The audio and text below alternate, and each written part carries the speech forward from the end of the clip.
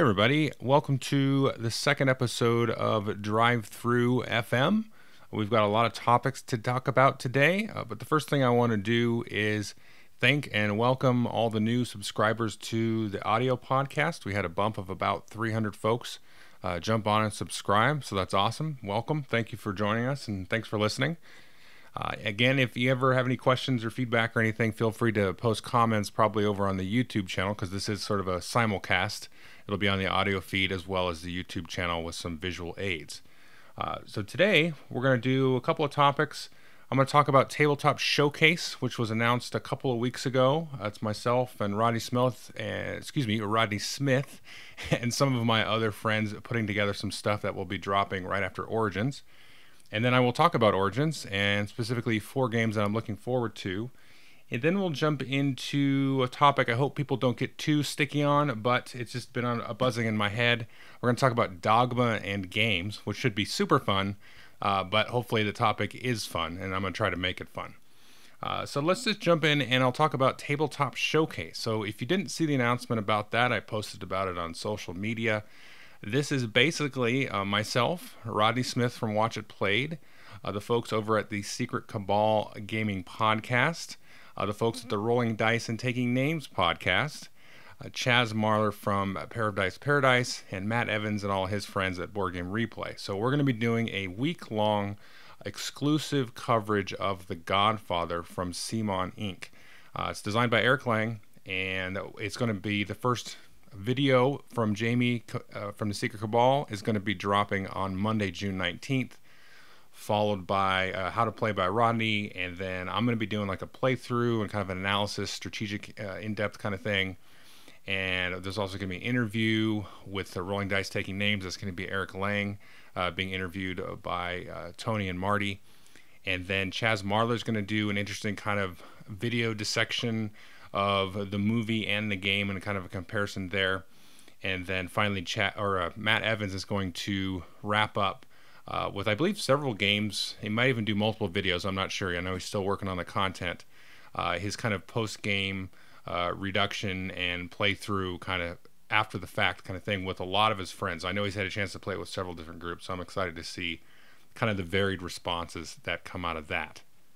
So this is something that's been kicking around. It's kind of the brainchild of Mr. Smith at Watch It Played. And we've all been kind of bantering back and forth over the last several years, frankly, of like trying to do something together, because we all kind of work on our own silos.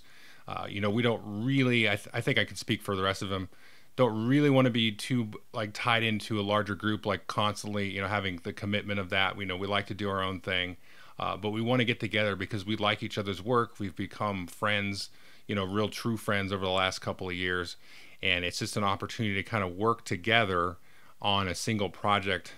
Right now we're planning to do it like once or twice a year, but this is a good way to do something that I think myself and the other folks involved, as well as I think I get this kind of feedback from you all, is more of a kind of a slow burn, more of a deep dive on a game. So we're going to do like a theme study. Jamie's going to do that. Roddy's going to do the how to play. I'm going to do the walkthrough. There's going to be an interview with the designer. Chaz is going to have kind of a special angle piece.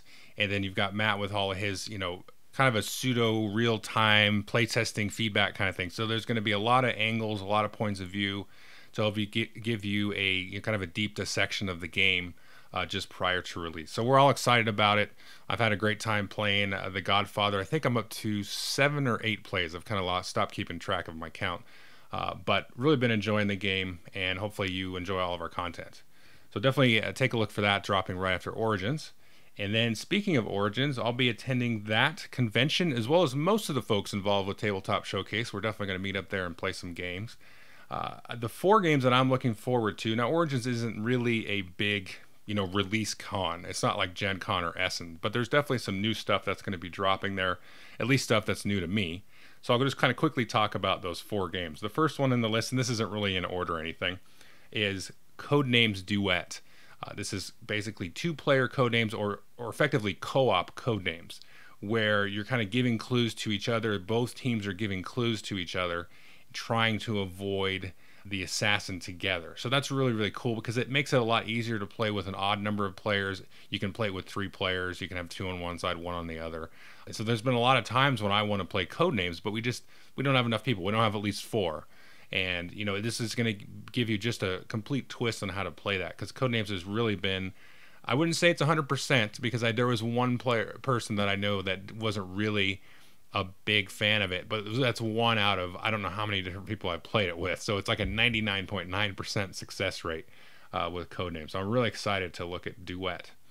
The next one is another 2-player game. It's Caverna, Cave versus Cave. So this is kind of your 2-player reduced version of Caverna, similar to the Agricola, All Creatures Big and Small. And that's frankly the reason that I'm excited about it, because I really enjoy All Creatures Big and Small, and I really enjoy Caverna. And if you can give me a kind of a condensed kind of Dwarf King type of attitude and the theme and all that stuff, excavating your cave and having some worker placement stuff and a nice compact game, I'm super excited to play that. And I do hope to get a chance to play test that and maybe pick up a copy at Origins. I know it's going to be for sale there, and Mayfair's bringing that out. So that one I'm super excited about as well. The next game is called The Hunt for the Ring, or it's The Hunt of the Ring. I think it's The Hunt of the Ring. And this is by the designers of The War of the Ring. And it's sort of, call it like Fury of Dracula, Scotland Yard type of hidden movement deduction type of game, where you're just kind of moving the ring around and that's all it is. But it's broken up into kind of 2 parts, so you can effectively play the game in 2 sessions. You can play the first half and then the second half, and that's super intriguing. And of course the theme really kind of jives with me, because I do like War of the Ring. I'm not a super Lord of the Rings fan, but I do enjoy the movies and the Hobbit book. I didn't really like the trilogy, so maybe I shouldn't admit that on the internet, but I really didn't really care for the Lord of the Rings books. But anyway, I like the theme. It's kind of your pure high fantasy. And so I'm really excited to hopefully get at least a demo, or at least a kind of a brief overview of the game at Origins to take a look at that. It's not going to be for sale there. But Ares Games, who's publishing this, is going to also have Sword and Sorcery, I believe, which is a dungeon crawl that I would say I would be more excited about a year ago. But I'm frankly kind of burned out on dungeon crawls, especially with Gloomhaven and all that kind of stuff. So I'm still excited to look at it, but it's just not as, you know, prevalent as it was earlier. So I'd be looking at that one too at their booth. But that's Hunt of the Ring. I'm super excited about that one. It looks like a very different twist on the hidden movement type of game. And the last thing, and I'm kind of super bummed because all of the demos are booked up for this, and I'm not sure if they're going to have a booth or not, but Modiphius is bringing out a Fallout miniatures game. So it's based on the Fallout video game series. Looks like it's mostly based on Fallout 4 and Fallout 3 basically. And it's going to be kind of a miniatures skirmish game, but it's also supposed to support co-op, which is really cool. I had a lot of fun playing Walking Dead All Out War, which is a co-op miniatures game, which is something we really just don't see. But you can also play this Fallout game competitively as well. And it looks like they have a pretty large scale for the miniatures. I believe they're 32 millimeter, which is sort of disappointing because I can't really splash it in with a lot of other games, but you know, whatever. But I'm a huge fan of Fallout 3. I would say that was probably one of my favorite video games of all time. It's definitely in the top 5. I played the full base game and every piece of downloadable content, and I've never ever done that for any other game other than the original Fallout 3. So I'm really excited to take a look at this. And if you watch my videos or listen to anything I've said, you know, I really like Frostgrave. I'll be dropping a review of Shadow War Armageddon after Origins. I've had a chance to play that 7 times now, and I'm really enjoying that. So I'm really kind of a fan of these smaller scale skirmish games. You just need, you know, 5 to 10 miniatures, and the games take place in about an hour. So this is really going to jive with me. So hopefully I can get some kind of demo or look at it, because all of the demo events that are there booked out right away. I didn't even get a chance to sign up for them. They were booked up so fast. There was only a handful of them. There was maybe half a dozen, but hopefully it's floating around and I can kind of snag one of the Modiphius folks and say, show this to me. So that's kind of your quick overview of the 4 games I'm super excited about. I believe there was a handful of others that I was at least somewhat intrigued by, but that's the 4 I'm really, really interested in. So wrapping that up, I want to move into this topic of Dogma in games, or Dogma in gaming. And I want to kind of just preface this with two things. One, this has been on my mind, I would say, for at least a year or two, but it's probably been in the back of my head for decades. So in a lot of ways, this is going to be kind of a cathartic thing for me just to kind of get this off my chest. It's not usually a topic I would bring up like in casual situations because it's a little bit heavy and it can be heavy. And this kind of brings me to the second point of why I want to bring it up. I had a mentor. She passed away growing up in high school. And we used to talk deep. She was my art teacher, not in school. She lived around the corner from me and used to go there and paint and draw, and she taught me all kinds of good stuff. And we would, the conversation would go where it will.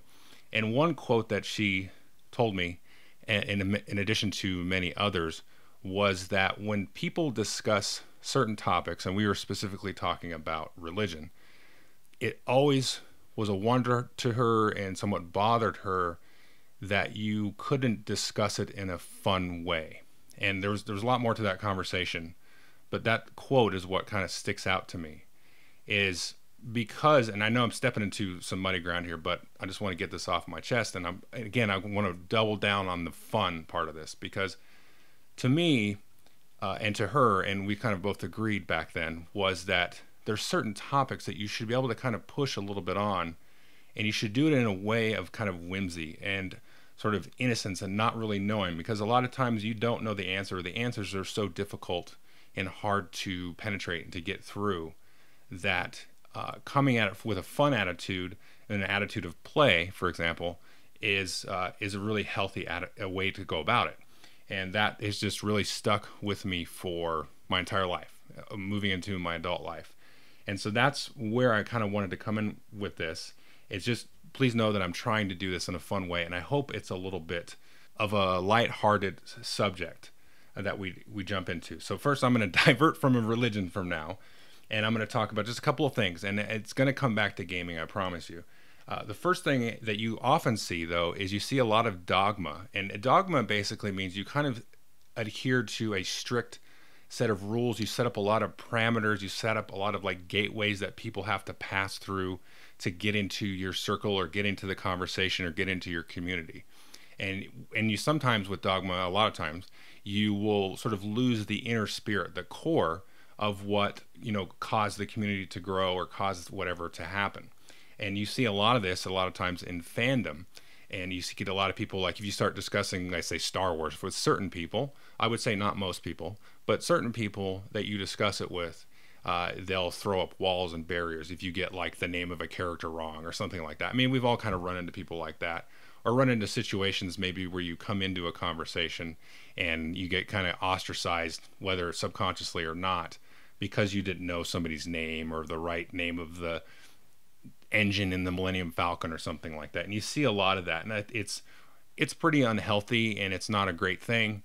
But that's one thing that I think I've seen a lot of people try to start to move through and move past, and that's a good, healthy thing, because you start to get rid of all of those extra tidbits and details and get, again, to the core of why certain things are important to you. Like I can tell you deeply why Star Wars in some ways is important to me. And it frankly has nothing to do with the science fiction of it. It has more to do with the Vader-Luke relationship. That is what is possessed me since the moment, I watched those films. But anyway, I think there's a lot of good articles and things about that, and about people just kind of holding on too tight to their geekdom, to their fandom. And it's something that can carry you through. It's something that can help you escape. But again, if you kind of hold on to it too tight, it can become, in some situations, not a great thing.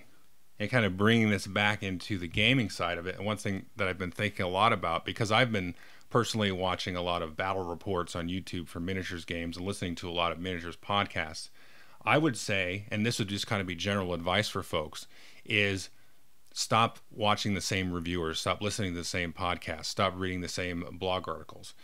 Go and try to read and view and listen to all these different folks to help you get a different perspective on games. So kind of my own history to sort of provide evidence of that being effective for me is when I started getting into the gaming, in a hardcore way. I did a lot of visiting of Board Game Geek. My group way back last decade or more was really into Euro games, even though I had played personally a lot of Ameritrash style games maybe going back 5 years or so. And then, of course, coming up when I was smaller, you'd play what you call your Ameritrash games. So my perspective and my prism became very much couched in kind of the BGG, Board Game Geek atmosphere, which is at that time especially heavy into the drier Euros and all that stuff. And so that kind of started to form my vocabulary, form my perspective, and there's a lot of good benefit out of that. I learned a lot of good vocabulary. I learned a lot of interesting things about game design, or just unlocked a lot of things what games could even actually be, stuff I never would have thought of. So that was very, very cool and very healthy. But it also kind of skewed me a little bit. And so it took some time playing games with different folks and listening to other different people to kind of unlock those other parts that I had kind of locked away and hidden, that I could start to get into stuff. And now I've been playing miniature games. So you can see, obviously, playing like Warhammer 40K is a lot different than playing Kalis. But somehow I can manage to do both and enjoy both. And so a lot of that has been just exposing myself to other perspectives, other folks who have come across, at least to me, as in a sincere, enthusiastic manner. Again, there's that essence, that core that they had, that we weren't necessarily speaking the same language to start, but then you could kind of like just sit there and meditate with them and investigate a little bit, and then start to sort of get a little bit out of what they're presenting. And one just kind of concrete example to give you something to kind of ground yourself in on this is I started listening to the Lords of the Dungeon podcast. Now, this is from the Secret Cabal folks. It's Jamie and I believe Steve and some other folks that aren't on the normal podcast. And they talk a lot about role-playing games, which I have had very, very little experience with. I've been in 2 kind of half-baked D&D campaigns in my life and played a one-shot of The End of the World. And I think that's about it in terms of like real strict traditional RPGs. And they had a recent episode, I think it was the most recent, so it'd be episode 4. It was either episode 3 or 4, I forget. And they brought up a good point of the Dungeon Master and their perspective. And the Dungeon Master is going to come in, they're going to create and erect this world, they're going to plan out this huge campaign, they're going to want the players to go down the left fork in the path, and the players may decide to go to the right fork in the path. And the one quote that really stood out to me, by I believe Jess said it on the podcast, is letting go of owning your story as the DM and letting the other players kind of infuse that story. And I thought that was so just perfect for what I've been thinking about and meditating about this month in terms of preparing for this podcast. And it really just like a light bulb went off in terms of like all of these different kind of worlds that we can step into as gamers, in terms of theme, in terms of mechanics and all that kind of good stuff, and the stuff that you can kind of expose yourself to, and you kind of construct these rules and these walls and these laws in this social contract that you agree with everybody at the table that you're going to play in a certain way. And that's going to evolve over the course of the play, especially in an RPG. I mean, more highlighted even in an RPG is you set up all these rules and everything, and everybody's going to then agree to them, and that's just 100% of the time going to morph over time. It's not going to be what you expect. The end is not going to be how you planned it, and that's so much like life in general. And I just thought, like, what kind of a powerful tool gaming is and games can be for folks to kind of step out, sort of create, like you call it, a safe space, and to get out of the reality or whatever is bothering you. You're busy at work, something horrible happened in your life, and it gives you that space to sort of escape, set up rules, go down a path, and even explore maybe some important parts of reality. And this is a process that I feel like I've been going through in a lot of ways without really knowing it. I've said this a few times when folks said, hey, why did you start doing videos way back when? What was the impetus? And for me, initially, it was like, okay, these games are awesome. I love them. Why are they doing this to me? What's happening? I don't understand this. We set up some cardboard or whatever, and then I'm able to just have this great experience and have this great time and be able to talk about it for weeks on end after the game is over and all that kind of stuff. And that was the initial impetus. So like, okay, I'm going to make videos. By making videos, doing kind of instructional how-tos and a little bit of review and analysis, I'll be able to, through that process of doing several hundred videos or whatever, hopefully one day kind of figure out why they're doing this and how all the pieces fit together and all that kind of good stuff. And that's really kind of evolved for me beyond that initial experience, where initially I was kind of just very focused on mechanics and dissecting how all the little building blocks fit together in that real kind of abstract pieces of that. But as I've kind of gone along, you start to see a lot of similarities. You know, everybody talks about, oh, this game's samey, all these Euros are samey, all these Ameritrash games are samey. You know, why am I always rolling 2 or 3 or 10 D6s for combat? You know, so you kind of start to move through all of those sort of rudimentary mechanics and get to the actual experience of it. And I think I kind of see this in other folks too that I've known and played games with for, you know, a period of several years now, where they don't just really like push for new mechanics all the time, even though, you know, man, I still do that. If I see some cool new Essen game that comes out and it has some really funky twist on, you know, worker placement or whatever, that still excites me. But, you know, now we're kind of moving into this otherworldly thing where I feel like I'm kind of getting beyond the game part of it, where it's more like, oh, hey, I'm jumping into this other experience. And I talked a few years ago about Freedom, the Underground Railroad, which is a very serious, you know, deep, complex, horrific, important topic, talking about the abolition of slavery. And, you know, who the heck really wants to play a game or quote unquote have fun doing something like that? And that game is not really fun. I mean, it can be thrilling and exciting as you succeed and fail and you're trying to, you know, complete this goal of, you know, freeing slaves physically up the board, as well as kind of negotiating the card draft, which is sort of like, you know, lobbying Congress or whoever to actually pass abolition. But I think it's 100% a legitimate type of experience to have. And that's just the type of thing that I just want to encourage people to open themselves up to and let themselves get in there and just feel these certain kinds of experiences. I know that's a very deep and heavy one, and not everybody's going to be really jazzed about doing that. But it's just an example of such a boundary and just a wall you can break down and move into and really get beyond just, I'm going to sit down and play a game and I'm just going to, you know, push some cubes around or roll some dice or whatever. It really starts to, at least for me, it's felt like it's really informed my life and I've learned a lot from it.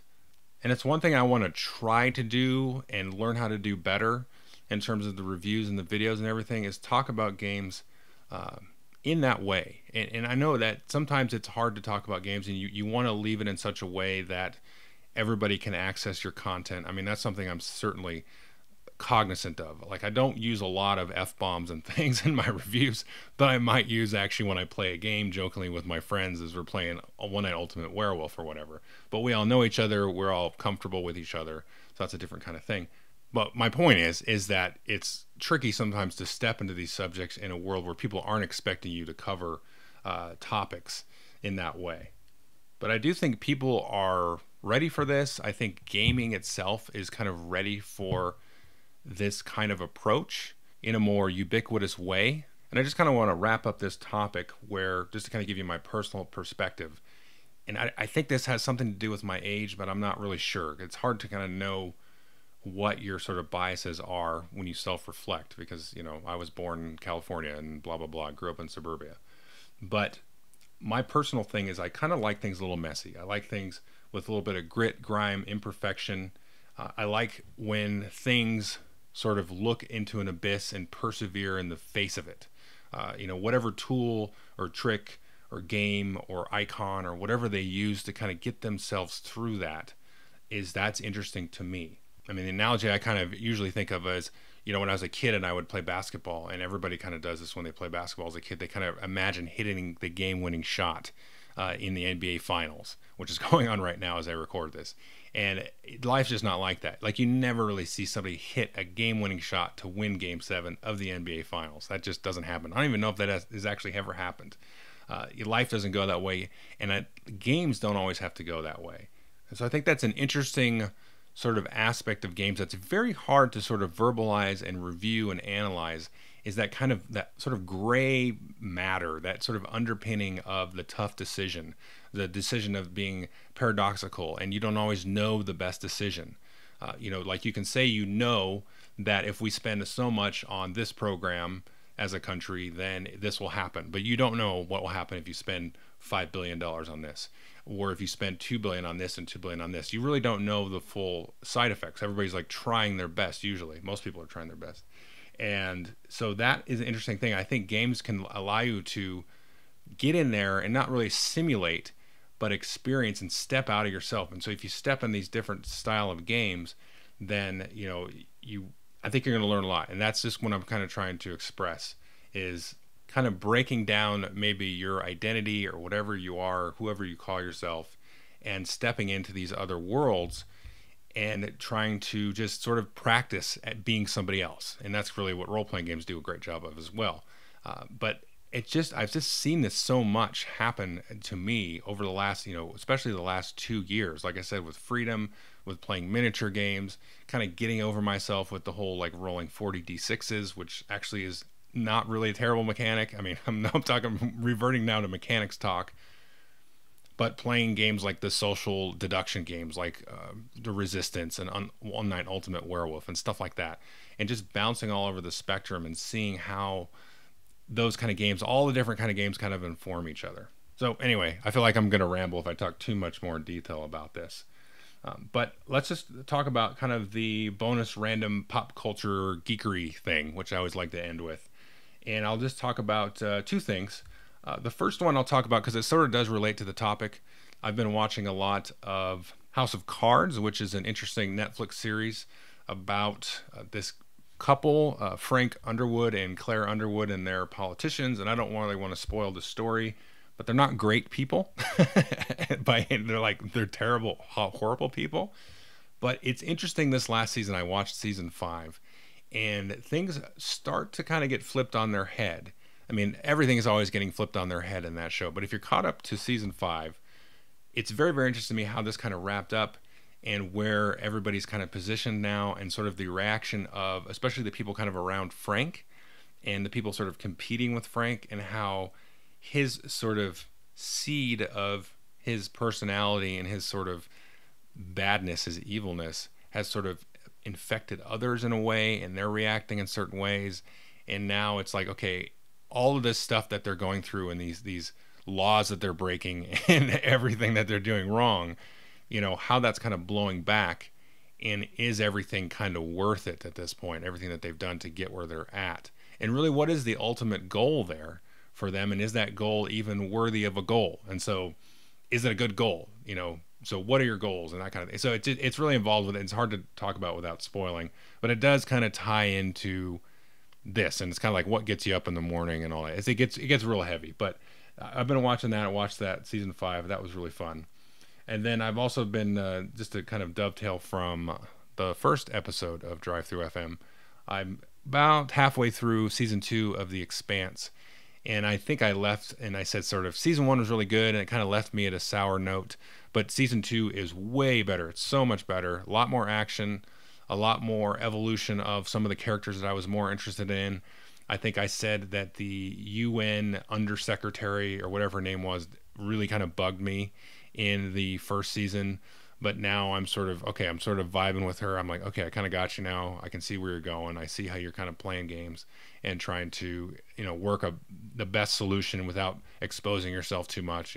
She's a little bit more interesting now, and the plot's kind of moving along. I still am a little bit irked by the I'm just going to call it the main plot device, sort of the main mystery that people are trying to figure out. That still kind of bothers me, because it's sort of, it kind of detaches me from the rest of the really cool gritty space theme stuff, and you have this kind of strange thing, and I'm again trying not to spoil, but I can kind of take that with a grain of salt, because that's sort of the overarching, I think, plot device that's just sort of kind of pulling the puppet strings of the rest of the show, sort of.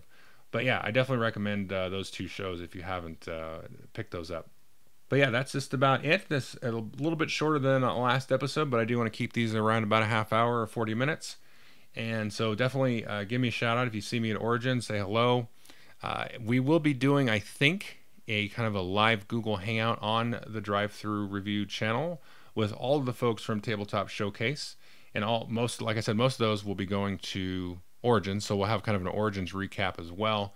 And I think the plan is, I probably shouldn't say anything, but I'm going to, because we're pretty sure we're going to do it. It's just kind of finding the time. I think the week after Tabletop Showcase, we're going to do some kind of hangout. So if you want to come on and talk about Tabletop Showcase, talk about the Godfather game, talk about Origins, then, we'll announce that and jump on there. It might be a week after that even, just given our schedules, coming back from Origins, dropping the Tabletop Showcase, and just trying to align everything with all of our real lives. But that's about it. So thanks for listening and watching if you're on YouTube. Definitely leave any feedback or comments, and please try to do so in a fun way. I know I kind of skirted around some heavy topics, and hopefully didn't say anything to piss too many people off. I hope I didn't.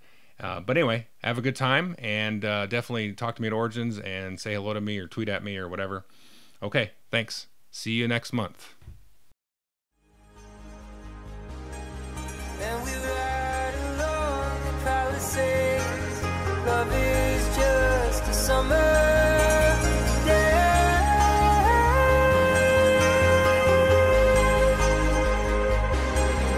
If you hold too tight, it starts to fade.